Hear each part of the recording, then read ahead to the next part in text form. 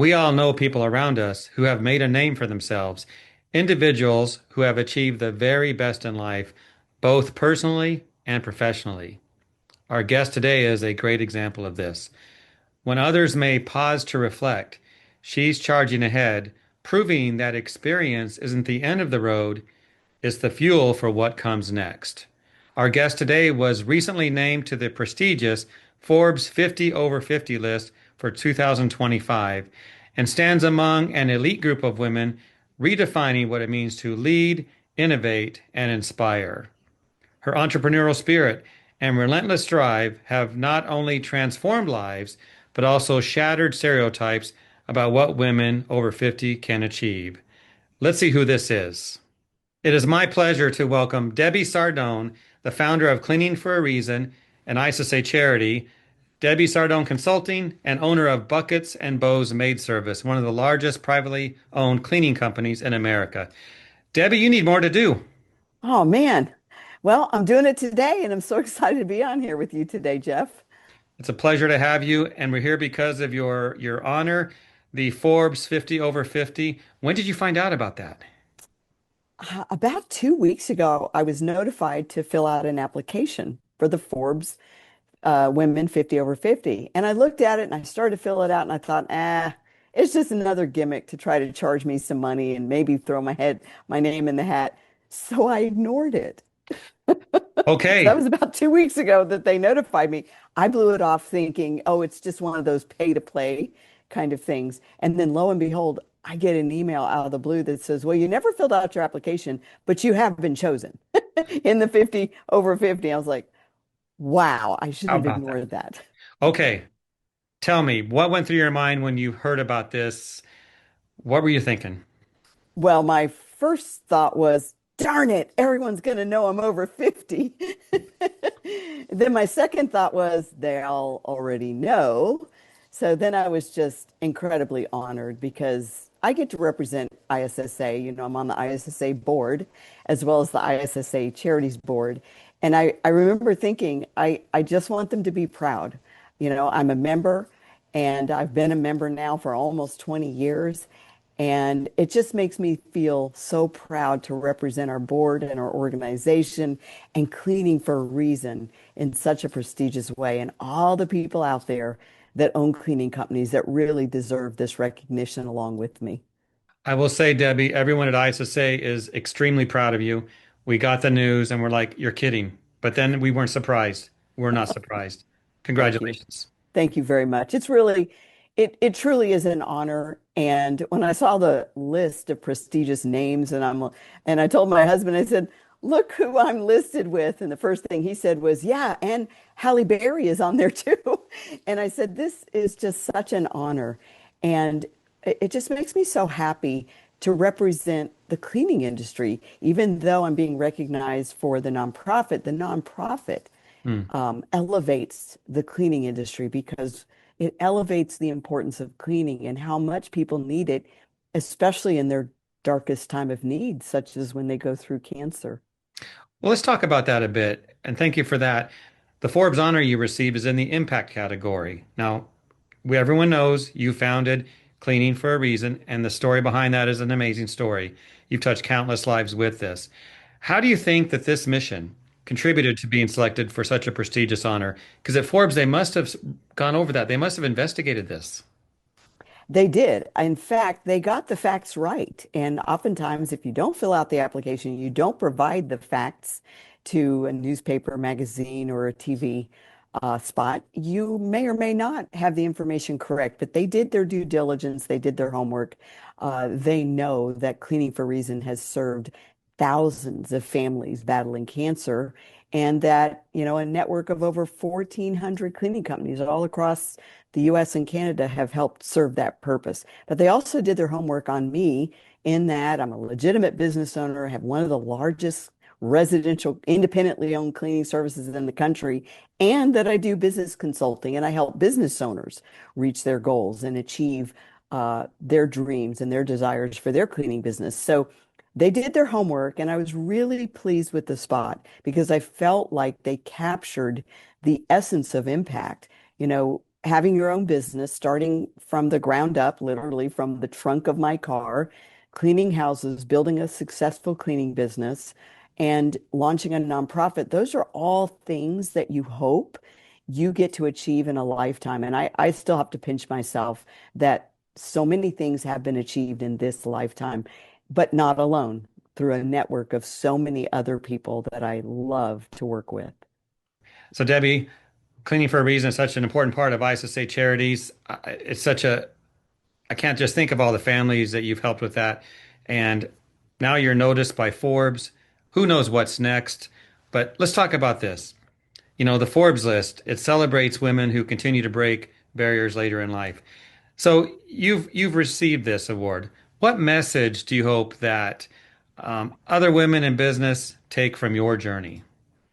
Well, I'm reminded of another woman in my life that achieved so many things later in life.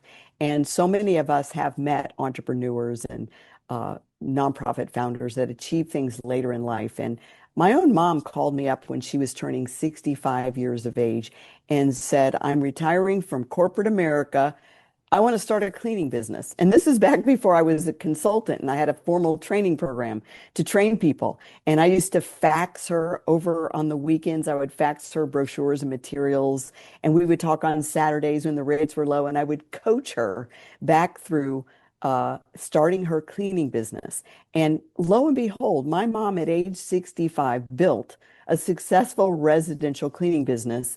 And went on to run that business until she was well into her 80s before she passed. And I think about how she never even batted an eyelash that she would succeed late in life at something she'd never done before. She had always been an employee. She had never been an employer. And I think it's the courage that my mother gave me to be bold and to just assume you're going to do it, even if there's going to be some bumps and bruises along the way. And I think it was my mom's courage and boldness that has inspired me to just step out and give it a try. You know, it was risky starting the nonprofit. It was oddly a little bit controversial when I first rolled it out. And people fell in love with it almost overnight. And cleaning business owners wanted to be a part of this program and wanted to see it succeed and help. And I I just think there is no age on what you can do. If you've made up your mind, you can do it and you will do it. It doesn't mean it won't be hard, but there is no age limit. And so I don't know what's next for me, but I'm not afraid to take a risk and step out and try something that maybe no one else has ever done before. And that's what I do with Cleaning for a Reason. That's what I do with my consulting business. And who knows what's next? We're going to talk about what's next in a while, but let me ask you this, Deb, because some people watching this program, they see your success, what a nice honor you received. They might say, you know, Debbie had it pretty easy. Her mom did this, and now Debbie's doing this. Were there any pivotal moments in your career where you had to take risks or defy expectations to achieve what you have today? Things that you look back and you're like, oh, I can't imagine what I did that. There were a few pivotal moments. I do believe I started my entrepreneurial journey with the premise that I cannot quit. I didn't have a plan B. There was nothing else to fall on. This was going to work, or I was going to probably go work for somebody for $5 an hour back in the day. And so I've never had a plan B. I've always had the mindset that you have to find a way. And every time you hit a new brick wall and another obstacle, it just means you've found a new way to go around that wall and a new way to get through that obstacle. So I believe I started with a very positive mindset. Again, I probably got it from my mother. Quitting was never in my vocabulary. Trying to figure it out was always in my vocabulary. And so just knowing I will not quit, therefore I have to figure out how to make it work, has gone a long way in my journey to not quitting, not giving up, and just putting one step in front of the other, not getting too far ahead of myself. And then in terms of taking risks, because you're always taking a risk if you refuse to quit. Sometimes the easiest thing we can do is quit. I know the very first risk that I took was back in the 1990s when I was about to quit. I was discouraged and I don't even know. ISSA didn't even exist for me at that point in my business. I thought I was the only person in the world with a cleaning business that had problems. I assumed everybody else's business worked. And so back in the 90s, I actually hired a consulting firm out of Chicago, Illinois. And this was before Zoom, before consultants that can train and coach over the phone and by Zoom. And I took the biggest risk of my life. And I plopped down more money than most people pay for a college education with the hope that they could help me turn my business around. And my husband and I both talked about it. And I said, look, I'm either going to close my doors or they're going to help me. And what have I got to lose? So we borrowed a ton of money, maxed out the credit cards, hired this consulting firm, paid them $40,000 back in the 90s to help me. And 9 months later, I hit the $1 million mark because they helped me fill in the gap. It was the biggest risk I had ever taken. And I've never looked back. Now, it took me years to pay them off, but I've never looked back with regret. And since then, I've always been willing to invest in my training. That's why I'm at every ISSA show, all of the trainings that I can take advantage of. I've never been afraid to risk learning and up leveling my skills. And so that was the biggest risk I took, and it did pay off. I like that story a lot. It's perseverance, a little bit of money. You found the right people to help you, and that's important. The right Yes. consulting firm. Debbie, I know you said you don't really know what's next. I think you know what's next. How do you plan to leverage this recognition to further impact the cleaning industry and the communities that you serve? Talk about that.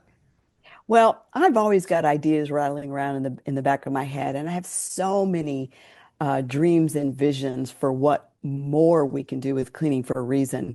But my next thing that I am doing is my book, Mop Free Millionaire, should be published sometime later this year, sometime during the fall.